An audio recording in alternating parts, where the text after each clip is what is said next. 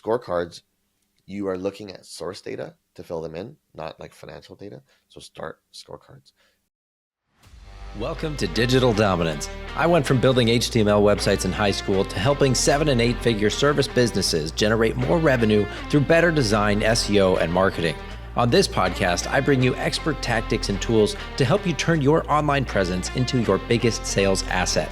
If you want someone on your team to help you navigate the world of digital marketing, head over to frobro.com. Here's a sobering fact. Most service businesses that hit $1 to $2 million in revenue never make it to $5 million. And of those that do reach $5 million, very, very few ever scale to $20 million or beyond. And if you want to know the number one reason why, it's not marketing, it's not sales, it's not even operations. It's financial clarity or the complete lack of it. Today's guest is Matt Putra, founder of 8X and a fractional CFO who specializes in helping $5 to $100 million companies scale profitably and sustainably.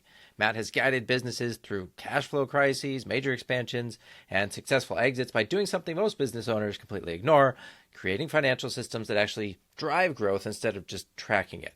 So if you've ever felt like you're flying blind financially, or even if you're making good revenue but somehow always stressed about cash flow, the next 25 minutes are hopefully going to open your eyes. Matt's going to share the financial strategies that separate businesses that plateau from those that scale to 8 and 9 figures. So Matt, welcome to Digital Dominance.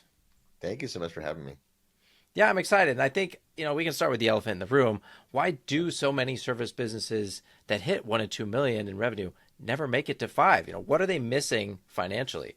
On a financial, I think a lot of it is really understanding what drives your business and what's going to get you to that next level. And, we are a good example. We're on that path now, like we're hitting about 2 and we're going to continue to grow.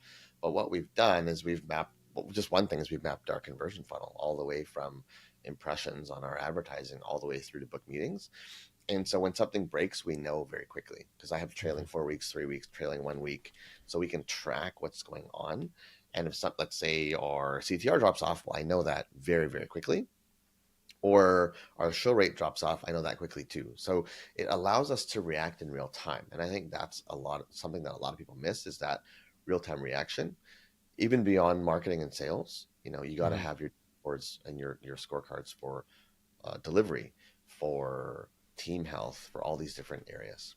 Nice. Yeah. Well, and you work with companies doing 5 to 100 million, but I imagine most of our listeners are in the maybe $500K to $2 million range. What specific financial blind spots do you see at that level that are setting them up for problems later? Yeah, I see a number of them. Big ones in service companies are not understanding your total cost to serve, meaning if you obviously, let's say you have a pod delivering projects either if you're design or even if you're building something and you have pods. Well, a lot of people will understand the revenue minus the pod costs, but not a lot of folks will be able to take that all the way from what does the CEO charge to each pod? What does the COO charge to each pod? What is the marketing efforts? How do those get allocated? And so then are your pods truly profitable when you allocate all your costs against them? That's actually one of the biggest ones I've seen. And even some bigger service companies out of like New York, let's say 7-8 million a year, they didn't even know what their total cost to serve was. Yeah, it's probably pretty tricky because even something like a subscription to a tool that allows you to serve all your customers, each time you calculate it now, got another customer, I got to divide that by an additional fraction to know how much of that goes to each customer, or is it kind of just like a fixed cost? Like, how do you allocate that to know truly, what you're spending? So that's a very good question, because these things are very hard to do even on a monthly basis. And so the way that you approach them is you look at your last year and you look at your total fixed costs and you go, now that I know what happened last year, this is how I should allocate the fixed cost. So that's actually can be fairly accurate because it's historical. Then you look at your year in front of you and you say, if this year goes the way we want, we'll grow to this many more clients and this many more pods. Based on the fixed cost load we think we have, this is how we'd allocate them. And so then you can sort of estimate what should be your cost to serve and what it was last year. And the should be is good because it helps you kind of understand what's going on. The last year allows you to say, was there a problem and do I fix it? And if there's a problem, now you actually are armed with information. Can you fix it? Can you reduce costs? Can you make your pods more efficient? There's a bunch of things you can try. And Yeah, so that's where I'd start. Do it one time historically, and then do one forecast for the year, and you can touch base with that every 6 months. Let's say it's a pretty hard project to do, but it's worthwhile. Okay. So does that timeline change as the company grows? Like saying, okay, every 6 months is good enough at this revenue level, but once we get here, we should be doing it every 3 months or every month, or have a dedicated person to watch this all the time? Fair question. I would say no. Doing it twice a year is probably good enough for a very, very long time. And a couple reasons why. When you do this analysis, one of the biggest outputs of this is my MRR enough? Am I charging enough? Mm-hmm. And if you bill hourly, is my hourly rate enough? And you can break your hourly rate into senior, junior people and whatnot, but generally speaking, you'd want to bake your rate. So one of the biggest things this informs is yes, is there a problem, but how do I adjust my billing? So you can't adjust your billing that often, which is why I would say once or twice a year to do this analysis is enough Yeah. because you really can't change your MR more than twice a year, Mm-hmm. probably, and you probably can't even adjust your hourly rates for people in your Yeah. team more than maybe Mm-hmm. once a year. So knowing is important, but like you can't do that much with it if you did it quarterly, let's say. Obviously, if you're going to grow a business to anywhere serious and the revenue numbers we're talking about, you have to know this type of stuff to have the financial clarity that we're talking about. I think a lot of smaller business owners go a long time just checking their bank account, and that's their idea of keeping on Yes. top of the finances, which works when you're tiny or it's just you. But obviously, once you've got a team and there's a lot more going on, you do need to take that deeper dive and actually know where everything's coming from and what's going in and out. Yeah, well, 100%. I mean, I think um, even we have evolved, right? Like I used to do the finances just myself, and even I have someone doing internal finance. And again, we're only at about 2 million, and I just need the support. Like Yeah. all carpenters have squeaky doors. Like, yes, I'm a CFO for people, but I need someone to do it for me because I'm just too tired of doing it for everyone else. So we have pod reports, we have by client margin reports, we have pipeline versus what do we need coming in the door reports. We have obviously P&L balance sheet, but by department, and we have all these different ways that we can look at the data. We have trailing 13 months. We have all these things, but my internal guy prepares all of it. And I have an external controller too. Like I pay for this myself because I know that I need it too. And bank account I mean, bank account looks great, but it's not going to tell me how I am going to do in a month. And that's why I need all this reporting to know. Right. Well, and also, so you know what the KPIs are to pay attention to, and so if you get those reports from your guy and you're like, "Hey, this seems off," then you can look in deeper and figure out what's going on. Right. So maybe you can talk a little bit about what are some of those 3 to 5 most critical KPIs that you should be paying attention to beyond just the cash balance. For sure. So I think there are some really important ones for us. And so one thing we watch is we watch customer gross margin, so by customer, because obviously most of our teams track their hours against our clients, and so we look at that regularly. Um, for us currently, one of our most important metrics is hours per customer or per client per week. And the reason we're doing that is because this year we've done a bit of overserving of some people and Mm-hmm. some underserving of others, and watching that target out. So I have a target for clients per hour per week, and if they're over or above or over or below, to me, it's indication I'm going to ask a question. What's happening with this client? Is there like a point in time issue where you're over serving to solve something? Are they just dragging you into stuff that they shouldn't drag you into? Mm-hmm. And so then I can make sure that my team's time is spread appropriately between all of our clients. So that Yeah. one has been a big one for us this year. Um, Another one for us has been our conversion, our sales funnel. So we like I mentioned, we watch it from impressions all the way to book calls, and so that's something we look at every single week. We have targets for each level of conversion, and we know when it's off target. And so for me, it's a flag to go, okay, my marketing, I have a marketing person, so I go, what are we doing about this? How do we adjust it? How do we get there? Um, as you might tell, for me right now, growth and delivery are very important for us. Um, and so those are the two big ones that we watch. What else? Oh, so we obviously do some bookkeeping, and so um, you could institute this for a design or a web dev or somebody type of firm. But like for us, we're actually watching some client side metrics. So for us, how many transactions have been logged in their QuickBooks every week? So Mhm. are we on track? Are we off track? Are we doing enough? If you're a marketing agency, you might look at client side metrics such as, are there impressions on target? Now, impressions is, I know it's a weak predictor. So Sure. Yeah. Yeah. let's say landing page views or something like that. Like, but is that client side metric for every client on track? And Mhm. then you know if it's on track, your team is doing the right things. If your team is doing the right things, the client's probably happy. So for us, we want to predict growth. We want to predict how well we're doing as a team. We want to predict how happy our clients are going to be. Gotcha. So, I mean, we're talking about predicting growth and everything, and obviously, cash flow forecasting is a part of that. Um, as a company grows earlier on, when do you have enough data to actually start doing that? Especially if you're trying to ramp up marketing campaigns, how far out should you be looking, and how can you do that in a meaningful way so you're not just wasting time? Yeah, great question. I would say that if you do a deep research with Claude or ChatGPT or whatever, Perplexity, I would say that you're going to get relevant data targets for your advertising. And so I would use those to estimate, let's say, growth, how your growth will look like. You should be able to get, again, reasonable targets for lead to close or lead to appointment booked and all those things. All those things will be there. So then if you're just starting out or you're just growing, you would make all those targets worse than they should be. Right. Um, Hmm. and then I would ramp them up to their on industry average over the course of from start to maybe 6 to 9 months. They should hit average industry performance. But I would be forecasting for a year ahead of you and see how it goes, and I would be looking at, yeah, like regular check-ins with your these targets, finance, let's say, to see, are you on track for your goals in the month. Does that help? It does, yeah, and I think using AI is a great way to get started because we're everybody's getting more comfortable using it for a lot of things.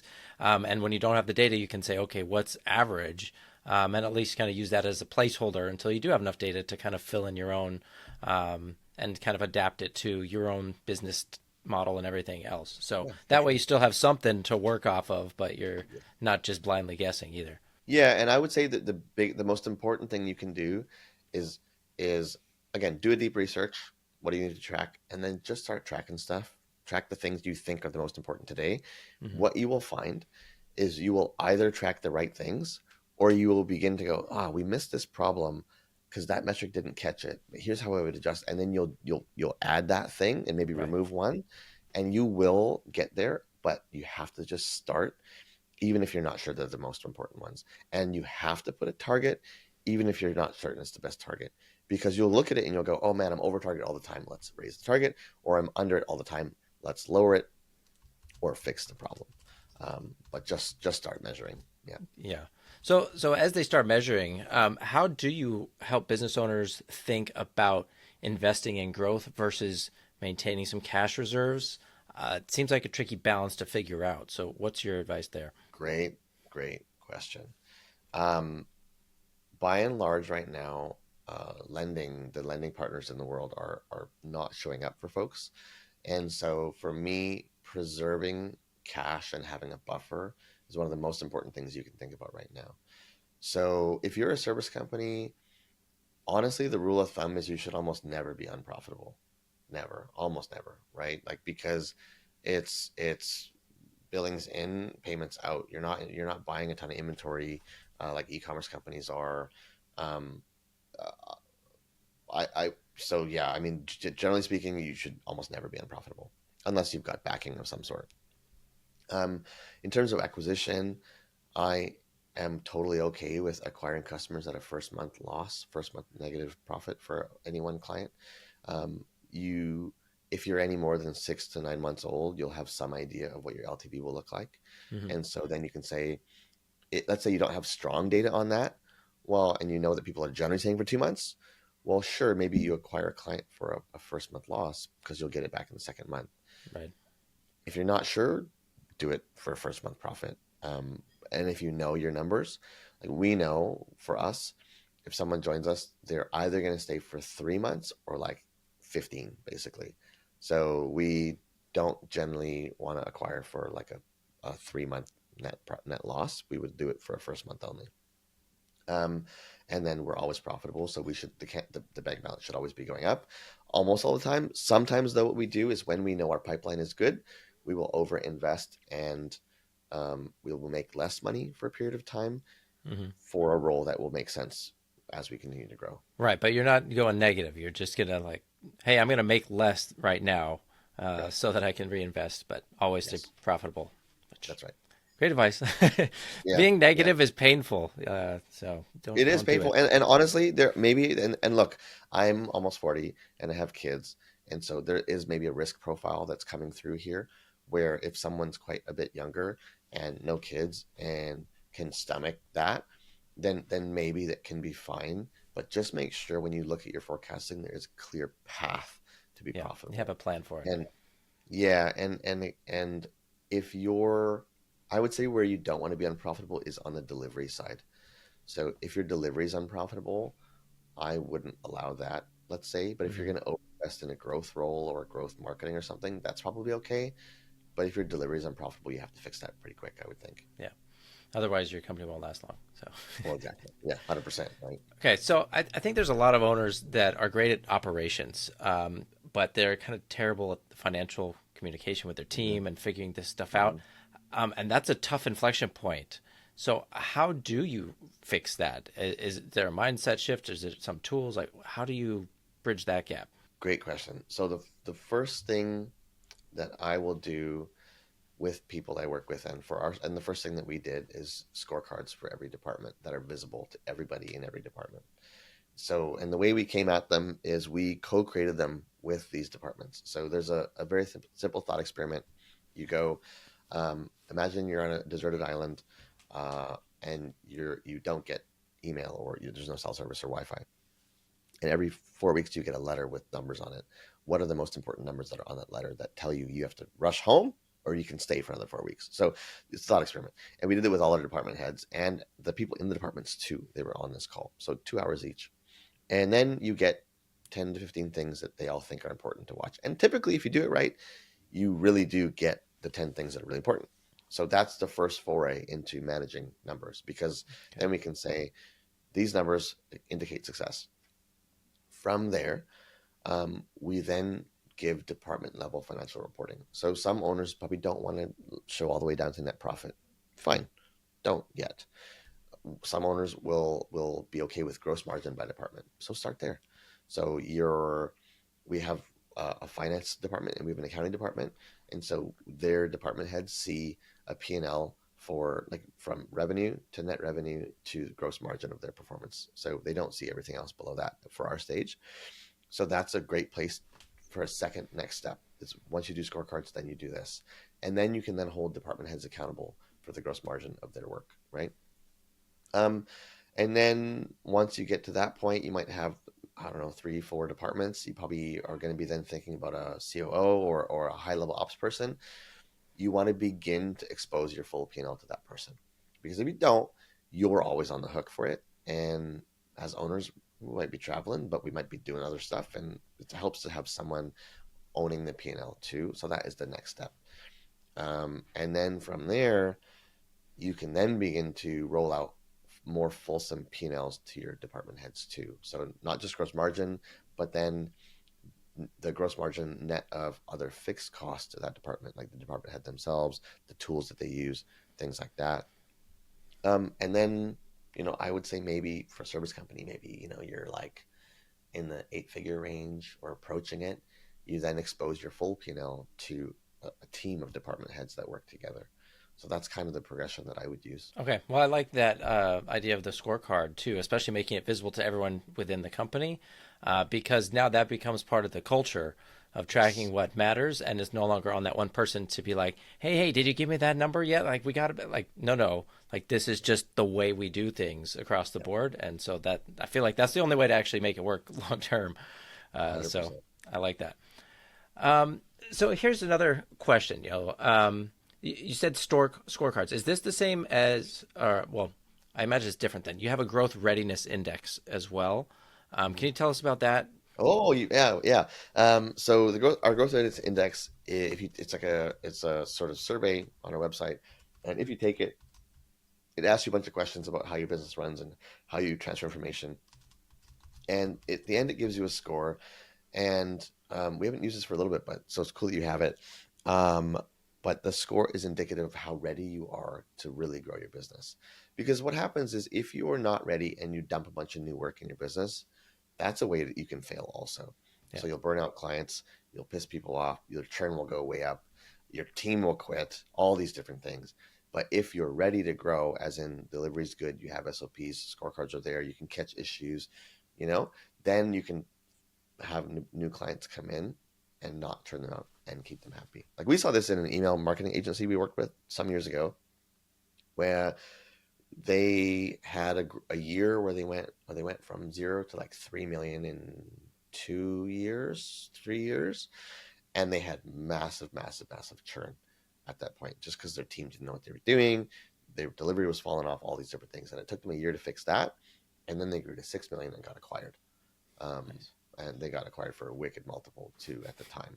Um, yeah, so I don't think those guys work anymore. Yeah, Okay. Well, that's good for them. Congrats. yeah.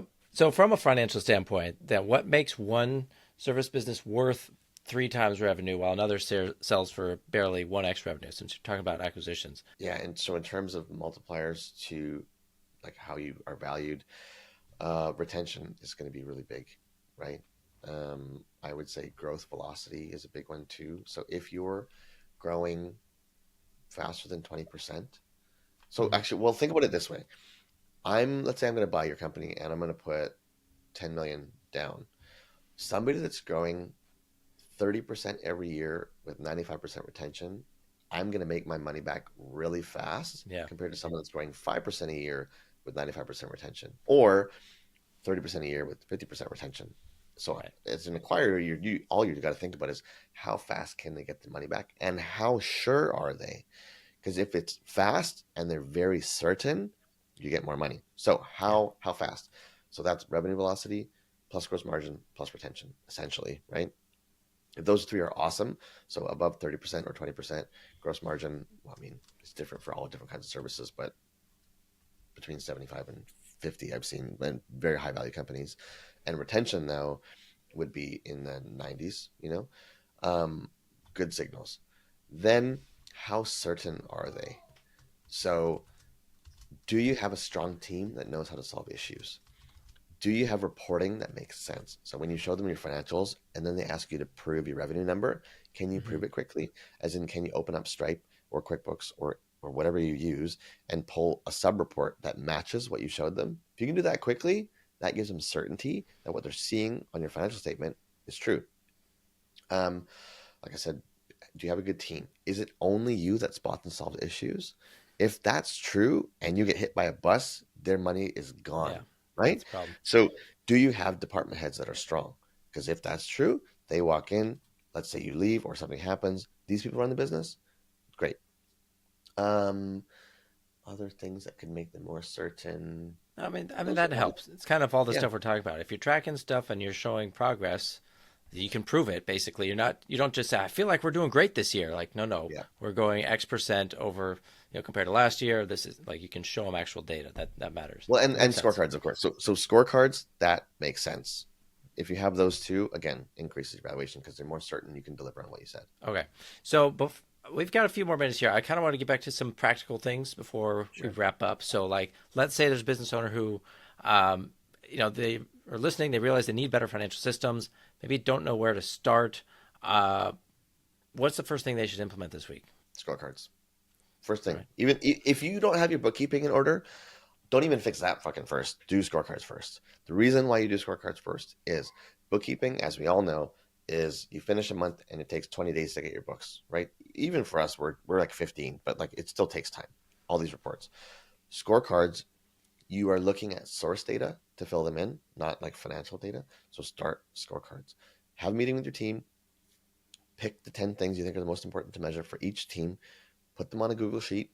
Talk about them every week and make sure that they track to source data, whether it's in your Go High Level or your Meta or whatever. You can find the source data. That is the first and most important thing I want people to do. Do it this week. It's not very hard. And you don't even need to automate it. Pay a VA $6, $8 an hour to go to all these systems, fill them all in, or you can ask your team members to do it themselves. If you do that, I guarantee you, and again, you have to talk about the scorecards every week. What's red? How do we fix it? Move on. If you do this, people will learn to solve problems without you in the room, because the first 5-6 meetings, it will be you going, oh, that one's red. What are you going to do? That one's red. What are you going to do? Then you start having other people chair the meeting. So then Bob goes, oh, this is red. What are we going to do? Jane goes, oh, this is red. What are we? So now they're chairing the meetings. You trade off chairs. Now you're sick. Someone knows how to chair the meeting. They know how to solve problems together. You're on vacation for 2 weeks. All the meetings get chaired. They all know how to solve problems. They log their action items. I tell you, it's the most important thing we've ever done for our business to help us get to where we are. We grew 200% in 1 year, and we didn't break. I love it. All right. So then what about as they start to grow, but maybe they can't afford a fractional CFO yet? Are there any tools or resources that can help them with kind of the next step after scorecards? Hell yeah, ChatGPT, guys. Like, I mean, honestly, like, so build a scorecard. Yeah, and you should do bookkeeping. Like, don't not do bookkeeping. Fix that too. Okay, honestly.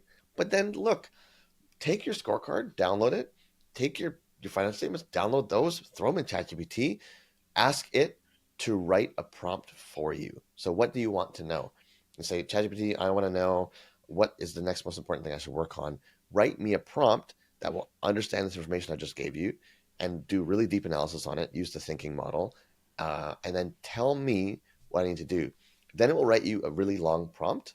Take that prompt, jump it into another instance, thinking, put the information into it, hit enter. It will think for 5 minutes or whatever, and you'll be surprised the information that it gives you. I have a board of advisors in my ChatGPT, so I have Elon Musk.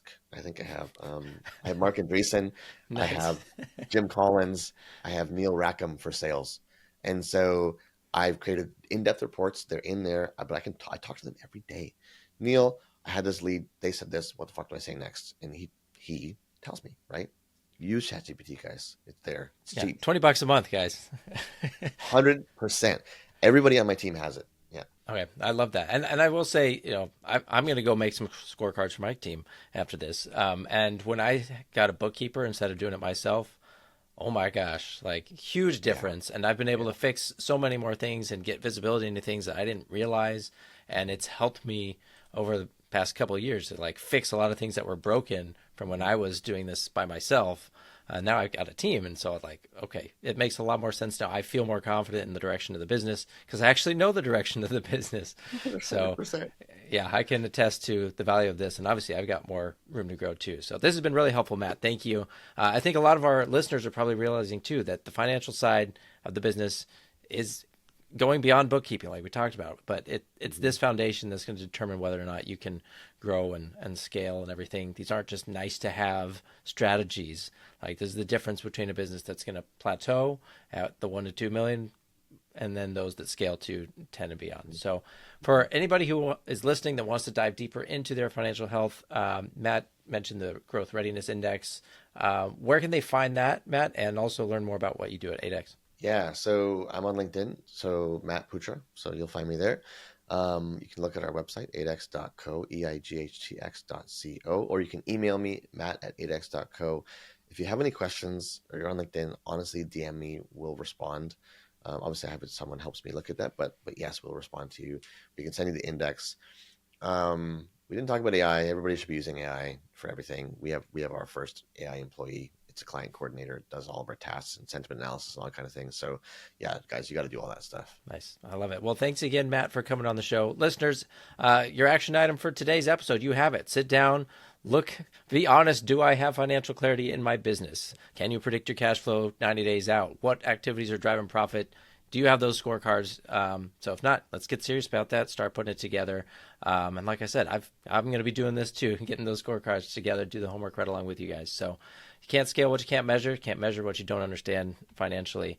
So appreciate you, Matt. Thanks for being on the show. That's it for today.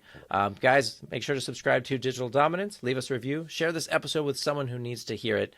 Take care, and we'll see you next time.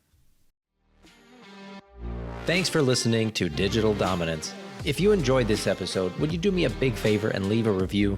It really helps more service business owners discover the show, fix their websites, and grow their businesses the right way.